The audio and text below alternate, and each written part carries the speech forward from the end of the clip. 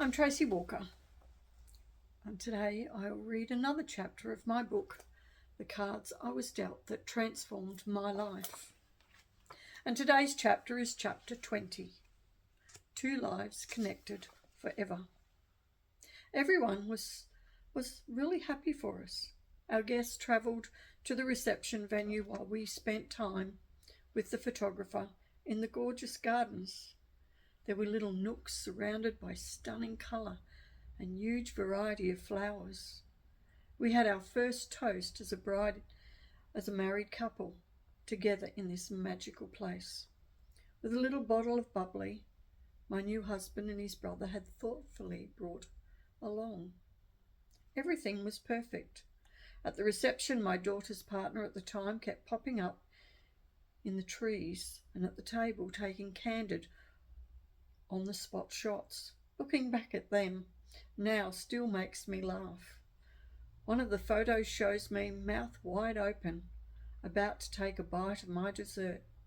It was the sort of dessert that deserves to be devoured in that manner. A decadent chocolate mousse covered with colourful edible decorations, with a wafer poking out of the top. There are so many memorable images, all of which captured our happiness. A wonderful evening was had by all. We laughed and we danced, and he even took my garter off with his teeth. It was also heartwarming to see my husband and his younger brother getting along. They didn't when I first met him. Now his brother had just been best man, and they were both as happy as anything.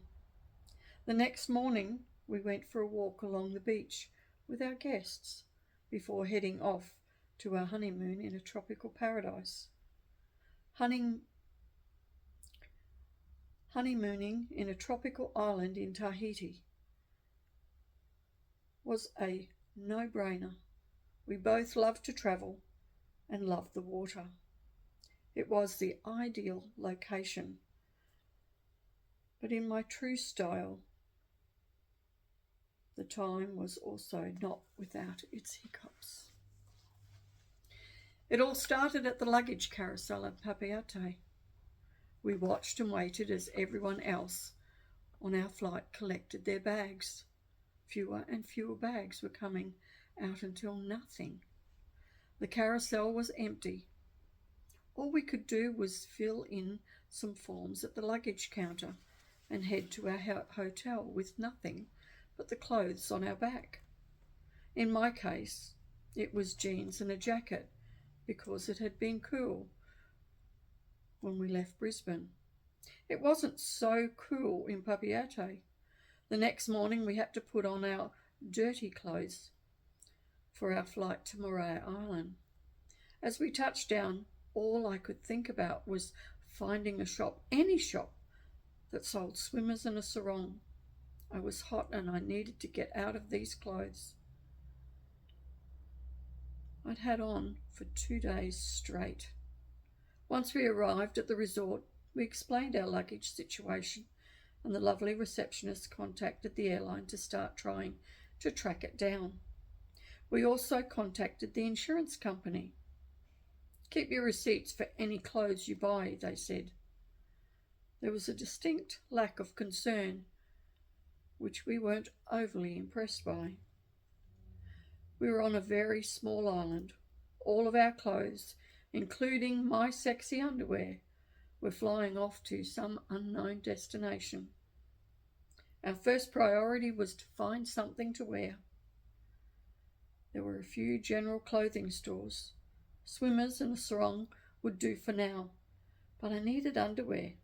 Eventually, we found a tiny general store that had some underwear, although it was most certainly wasn't honeymoon worthy. The following day, we found out our luggage had gone to Chile. It may take up to 5 days to get back here, the receptionist told us. Never travel without a small pack of essentials. Always bring a toothbrush and a change of underwear in your handbag. Never assume your luggage will follow you because you just never know. Those are the lessons I learned then and still live by today. Luggage issue aside, we loved our time together. My husband had been a diver for 20 years and he wanted me to learn too, so I could go diving with him. I said yes and booked in for a diving lesson. I struggled with the instructor's accent. He could speak English, but his pronunciation was really hard for me to decipher. I was ready to throw in the towel because very little he said made any sense. My husband came to the rescue again, of course. After the lesson, he took me to the water in front of our bungalow and explained how to clear my mask. My husband explained everything so easily and convinced me to keep trying. Eventually I got it and we booked some dive trips. It was amazing. Even my husband was stoked. The water was crystal clear, just like water out of a tap. Statues covered the sea floor and there were reef sharks and other fish everywhere. We even swam with stingrays. We got so close to all of them.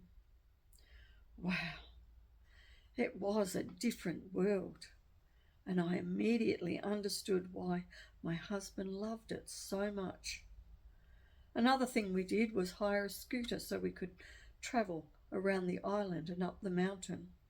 The funny thing was that we could have walked faster going up the mountain than on the scooter. All part of the experience. During our explorations, we came across a Tahitian black pearl merchant, and my husband bought me a beautiful necklace, a dolphin with a black pearl attached. I still wear it today. We got into the Tahitian culture. The dancing and the tattoos are unbelievable. Each tattoo has a meaning to the person who has it, and every tattoo has a story to tell. We just loved it. On day 5, we finally got our luggage back. Naturally, it was disappointing, but we survived, and more importantly, we didn't let it spoil our honeymoon. Back in Australia again, we settled into our new home that we'd just bought. The house ticked all our boxes. We had a vision of a shed and a place to park the water toys and the camping gear. It had 2 stories with a gallery overlooking a formal lounge and a fireplace that would send warm air up into the bedrooms on a cold winter's night. It was also an acreage, which led to many discussions about what we wanted to do with it to make it our own. I have a photo of him taken as he was laying on the floor and putting together his stereo system that had been in storage for such a long time. He was so excited to have a place to call home. It was the beginning of our life together as husband and wife. We had so many ideas and plans for what we wanted to do. We loved spending time discussing what we wanted for the garden and how he wanted the workshop. Everything was as perfect as it possibly could be. Our time off went by so quickly, and before I knew it, I was back to my teaching job and he was off organising himself with work. When we got home each afternoon, though, we always discussed our respective days. It was all so exciting. Every little detail was as it should be. Then everything changed. The reflection of that chapter. I would never have believed I was worthy of having such an amazing person love and respect me as he did. Those who tried so hard to destroy what we had never had a chance, as our love was so deep. We had a vision for our life, and had accepted that some were not on the same path as us.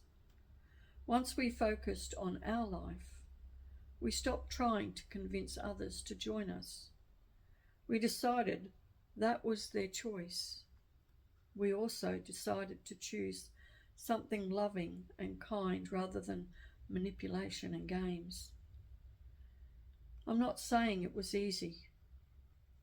What I am saying is that forcing people to do what you want them to do will usually encourage them to go in the opposite direction. I know that was true from my own teenage years. The more my parents said I couldn't do it and put boundaries up, the more I worked to find ways around them. I recognised I tried to do the same to my daughter when we locked horns. I'm grateful that I continue to move forward and grow to a point where I realise some people are going to do what they're going to do anyway. So why waste precious time forcing people to do what they don't want to do? The easier road for my life is to allow others to make their decisions while I put my time and my energy into expanding my conscious awareness. I did that and was lucky to attract someone who was so in love with me. What can you let go of to have the life you would love? What is holding you back? Are you still on the merry-go-round to nowhere? Are you ready to step off the same old way of doing things and explore what is possible for your life? Amazing things start happening when we let go of the anger and the disappointment, the hurt, and all those things that take up your energy. For me, focusing on others and their unacceptable behaviour took my focus away from what I needed to change. We all have a choice. What is your choice today? And I'll leave you with this thought. You alone are the judge of your worth, and your goal is to discover infinite worth in yourself, no matter what anyone else thinks. Deepak Chopra.